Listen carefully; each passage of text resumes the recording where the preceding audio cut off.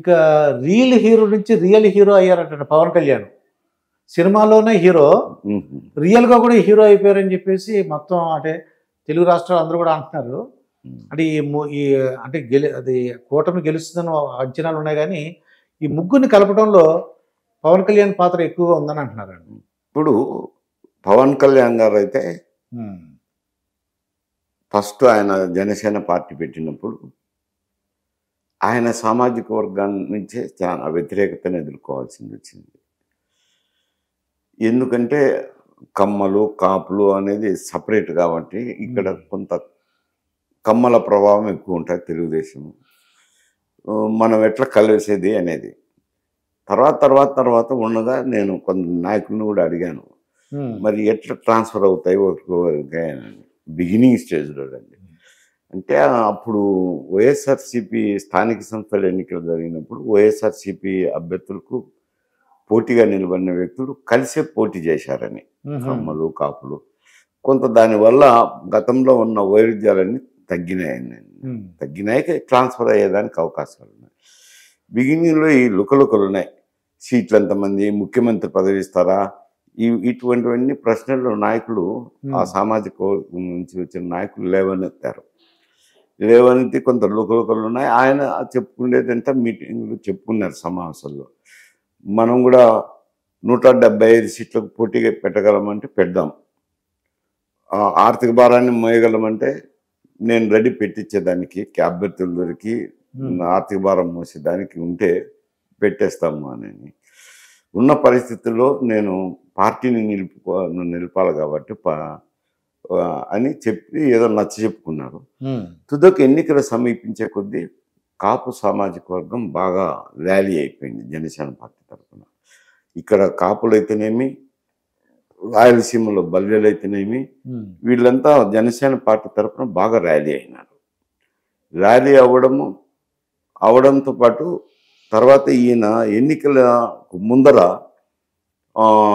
Telugu Desam party కూటమి ఏర్పాటు చేసేదానికైతేనేమి, Telugu Desam party Janasena కూటమికి కొంత సీట్లు త్యాగం చేసి ఒప్పుకున్నాడు. దానివల్ల తెలుగుదేశం జనసేన ఒకటైనారు. రెండోది బీజేపీని కలపడంలో కూడా ఆయన ప్రధాన పాత్ర వహించినాడు. అంటే ముగ్గురు కావడంలో ఆయన కూటమి ఏర్పాటు చేయడంలో మాత్రం ప్రధానం. ఆయన ఏకైక స్లోగన్ ఏమిటి, ఒకటి, వైఎస్ఆర్సీపీ వ్యతిరేక ఓటు చీలకూడదు అనేదే నా ధ్యేయము, నేను దానికే కృషి చేస్తానన్నాడు. ఆయన అలాగే పనిచేసినాడు.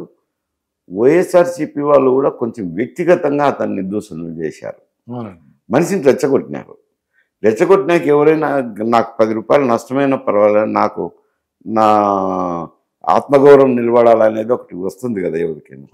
ఆ పద్ధతిలో ఆయన పనిచేసిందాన కూటమి కూడా ఏర్పాటుకు దోహదపడింది. ఈ దినం ఒక ఎన్డీఏ కూటమి అధికారంలోకి వచ్చేదానికి కూడా ఆయన సహకారం ఉందని చెప్పాల్సిందే. అక్కడ మాది అంటే ఆయన పిఠాపురంలో ఓడిపోతారని ప్రచారం చేశారండి. అక్కడి నుంచి ఇప్పుడు అంటే ఆఖరిని జగన్మోహన్ రెడ్డి గారు ఆఖరి మీటింగ్ కూడా పిఠాపురంలో పెట్టారండి. అంటే ఏంటి, పవన్ కళ్యాణ్ ఓడించాలని. కానీ అక్కడ ఇప్పుడు ఆ పరిస్థితి నుంచి మెజార్టీ అంతా మాట్లాడుకుంటున్నారు, మెజార్టీ గురించి మాట్లాడుకుంటున్నారు. నేను మొదటి నుంచి కూడా చెప్తా వచ్చిన, ఎందుకంటే అక్కడ పిఠాపురంలో కేవీసీహెచ్ మోహన్ రావు అని మా ఫ్రెండే నిర్వహించాడు. ఆయన అటవీ శాఖ మంత్రిగా ఉండేవారు, చనిపోయినారు. ఆయన ఉండే దానివల్ల ఆ నియోజకవర్గం గురించి నాకు కొంత అవగాహన ఉంది. కొందరు ఎవరిని అడిగాను కూడా, కొందరిని అడిగితే లేదండి పవన్ కళ్యాణ్ గెలుస్తారు అని. గీత గారు అక్కడ ఎంపీగా అయితేనేమి, ఎమ్మెల్యేగా అయితేనేమి పనిచేశారు, కాలంగా రాజకీయాల్లో ఉన్న వ్యక్తి కాదని నేను. కాకపోతే ఈయన జనసేన ఒక హీరో కావడం ఒకటి, సినిమా పరిశ్రమ నుంచి రావటం ఒకటి, తర్వాత ఒక సామాజిక వర్గం తరఫున పార్టీని పెట్టడం. రేపు అధికారం అంటూ వస్తే గౌరవప్రదమైన పోస్ట్లో ఉంటాడు కదా. ఇవన్నీ దృష్టిలో పెట్టుకొని అక్కడున్న ప్రజలు ఆయనకే వేస్తారని కూడా మొదట కూడా చెప్పాను. ఆయన తప్పకుండా గెలుస్తారండి, దాని గురించి ఆలోచన చేయాల్సిన అవసరం లేదు, గెలుస్తారు. అని. కానీ ఓడించడానికి వైఎస్ఆర్సీపీ శాయశక్తులా ప్రయత్నం చేశారు. అవును. ఎందుకు అని అంటే 4,000 పంచినారని కొందరు చెప్పారు నాకు వ్యక్తులు. అది ఒక ఓటుకి ఒక్కొక్క ఓటుకు 4,000 పంపించారని. స్పెషల్గా ఓడించాలా ఏ విధంగా అయినా అని చెప్పి వైఎస్ఆర్సీపీ నాయకులు అక్కడికి 4,000 రూపాయలతో నాకు అంత ఆర్థిక స్తోమత లేకపోయినా వీళ్ళే పంపించి 4,000 రూపాయలతో పంచిచ్చినారని. అంత స్థాయికి పోయినారు, పర్సనల్గా పోయినారు అతన్ని ఓడించాలని వైఎస్ఆర్సీపీ.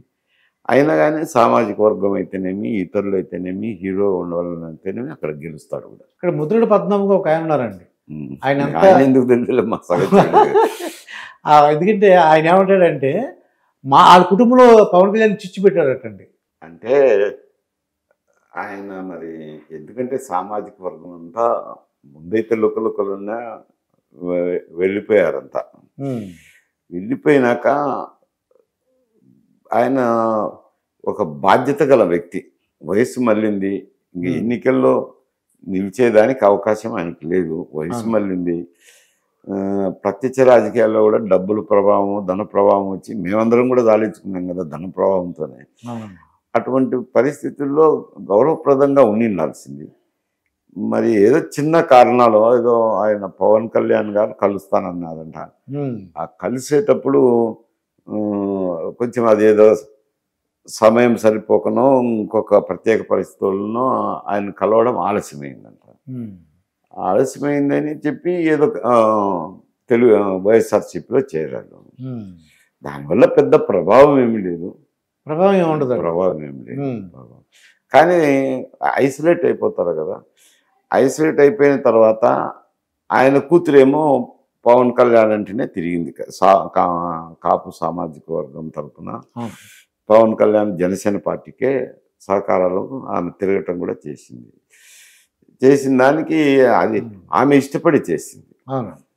ఇష్టపడి చేసినప్పుడు ఆయన చించినాలనేటట్లో నువ్వు వైఎస్ఆర్సీపీకి వెళ్ళాలనుకున్నప్పుడు కుటుంబంలో అందరినీ పిలిచి మాట్లాడి అందరూ కలిసి వెళ్ళాలి. కానీ మీ కొద్దీ మీరు సొన్ని నేమ్ తీసుకొని పోయి వాళ్ళెవరో కలిసి రాలేదంటే పవన్ కళ్యాణ్ చిచ్చు పెట్టినారు, పార్టీని మా కుటుంబంలో చిచ్చు పెట్టినారు అని అంటే అర్థం లేని సమస్య. నీవు మాట్లాడి అందరిని కలుపుకొని పోయింటే అది వేరు సమస్య. ఇంట్లో మాట్లాడుకోవాలి. అది మెజారిటీ అభిప్రాయం ప్రకారం నడుచుకునేటప్పుడు ఒంటెత్తు పోకల్లో పోయినప్పుడు నియంతృత్వం అని నేను ఒంటెత్తు పోకల్లో పోతే ఇటువంటి సమస్యలు వస్తాయి. మీరు చెప్పినట్టు ఆయన పెద్ద మనిషి అండి. కాకపోతే ఆయన ఏం చేశారండి, ఎంతో దిగజారినట్టుగా అంటే ప్రజలు అనుకున్నది ఓడగొట్టి అలా ఓడిపోతే ఏంటంటే పద్మనాభ రెడ్డిగా మార్చుకుంటారండి పేరు. మరి ఓడిపోకపోతే ఒకవేళ ఓడగొట్టి పంపిస్తాడంట, ఆయన గెలిచాడు అనుకోండి ఈయన పేరు మార్చుకుంటారంట పద్మనాభ రెడ్డి. ఎందుకు అంటే ఓడిపోతే ఇంక పద్మనాభమే. ఎవరు ఓడిపోతే పవన్ కళ్యాణ్ ఓడిపోతే అండి. పవన్ కళ్యాణ్ ఓడిపోతే పద్మనాభమే. పవన్ కళ్యాణ్ గెలిస్తే పద్మనాభ రెడ్డిని ఎందుకు పెట్టుకోవాలా? తన పేరు మార్చుకుంటాడు. అంత ఓడగొడతాడండి, అంత నమ్మకం అంటాడు ఆయన. రెడ్డిని ఎందుకు మార్చుకోవాలి? ఏం సంబంధం ఉంటా? మరి అదే అండి, ఏం సంబంధం లేదని మాట్లాడడం అర్థం ఏమిటి?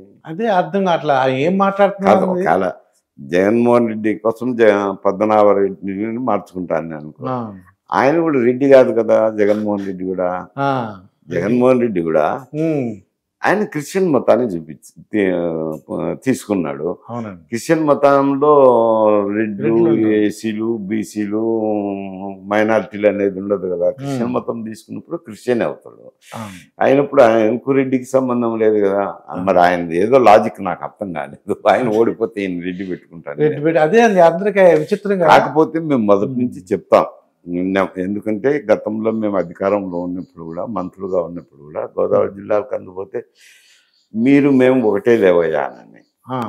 ఎందుకు అని అంటే మాకు కూడా సర్టిఫికేట్ రాయలసీమలో రెడ్డి అని సర్టిఫికేట్ ఇవ్వరు, కులం సర్టిఫికేట్.